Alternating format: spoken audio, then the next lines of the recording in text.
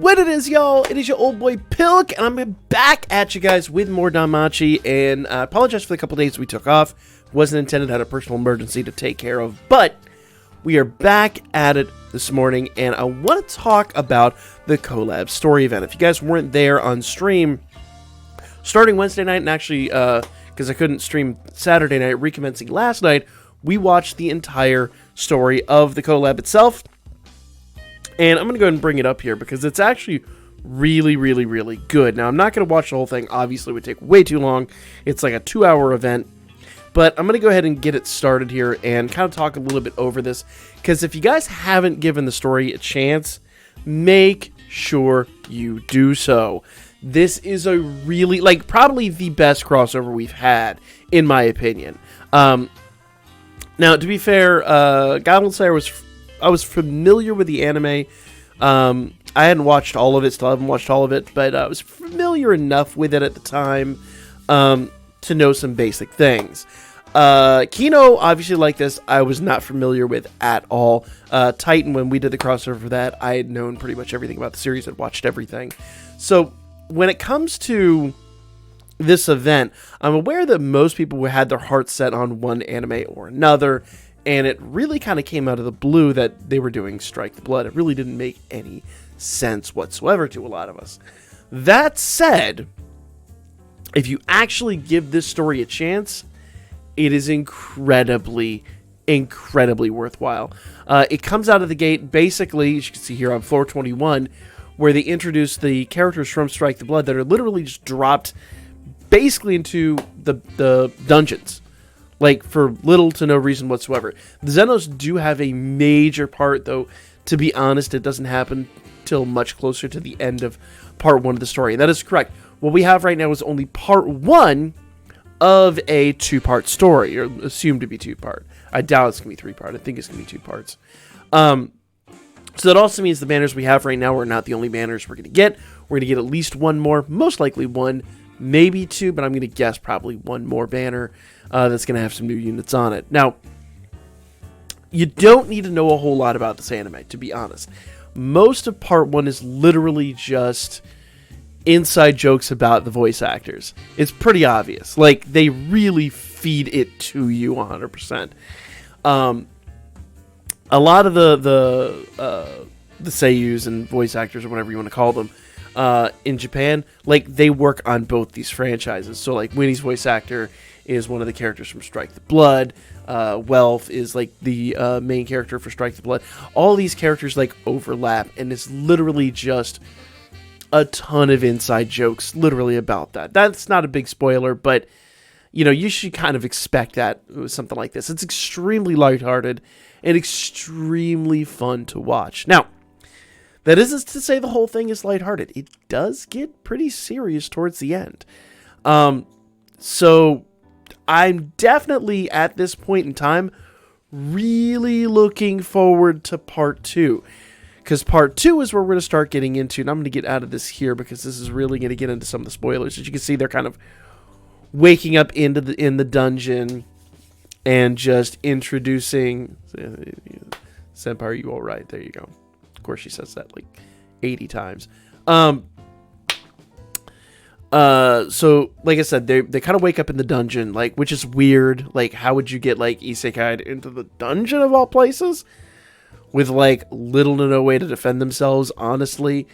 But they really talk about how the two stories overlap and kind of some of the similarities, some of the differences. It's just a great back and forth between the two franchise mainstays.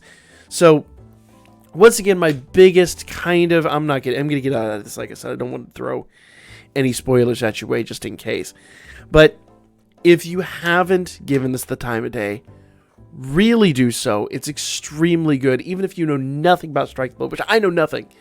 I've never watched it. I'm actually going to go back and watch it now. And kind of do a review of it. My honest, unfettered opinions about that particular series.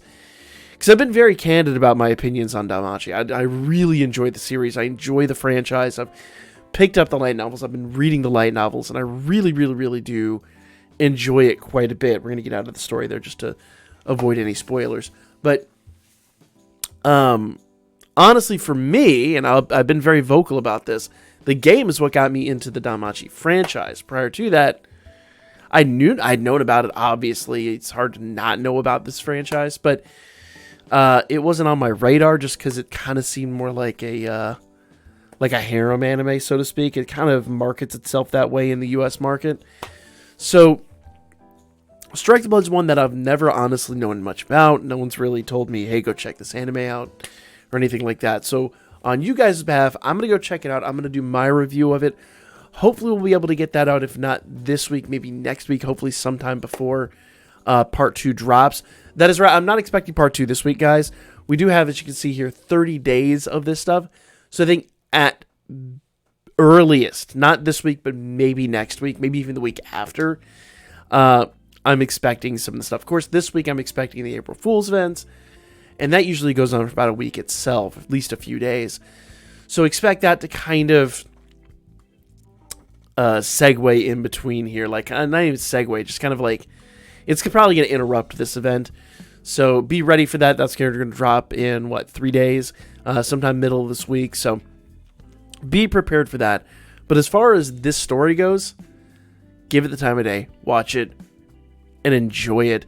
Because I promise you, if you love Danmachi, basically the best way I can describe it is it's the character interactions from Strike the Blood, best I can tell, with my limited knowledge of the series, with kind of like the comedy of Danmachi when it's like, season 1 at its lightest. It's really fun, really enjoyable, but, when it gets down to it, there are moments where you're like, okay, this is happening. So part 2 is probably going to be a lot more serious, if I'm honest, but part 1 definitely very enjoyable. If you love Danmachi at all, if you enjoy especially the most comedic portions of Danmachi, you're going to love this collab. If you're more into let's face it, Danmachi has so much comedy. I would consider it far more comedic than action-y, though. It does really satisfy both genres. This one definitely. In fact, while I'm doing this, I'm going to go do my free summon real quick. But definitely will satisfy all realms of that. I just feel like the comedy is definitely going to be more part 1, and then the action's going to be more part 2, I'm guessing. So, without ranting too much here, I guess that is kind of my review of this. I don't want to get into too many spoilers. I can do a spoiler review. I just thought for this early one, the best thing I could do is tell you guys, go watch this. Give it a shot. It's extremely good.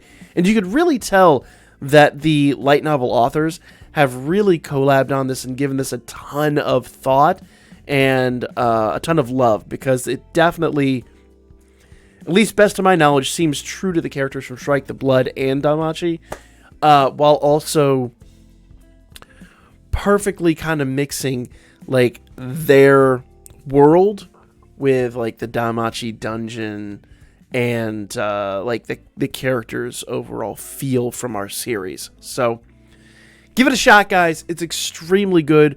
How would I rate it? I would easily give this an 8.5 out of 10 without question. And I say that not knowing anything about the other anime. Maybe if I love the anime more, I'd give it something higher. But I would rate this easily above all the other collabs we've had thus far. At least best of my recollection. I was very critical about the Titan collab. It felt kind of lazy to me. I knew nothing about Kino, and honestly, I don't remember a huge amount about the story. I remember Goblin Slayer being pretty good, but if I really wanted to compare this, I would honestly compare this to some of the better one-off stories we've received. Not quite anniversary level, but definitely like up there in that regard. Obviously, the anniversaries get a ton of love, and I can't really compare that. I mean, honestly, I would even rate this maybe higher. Not right.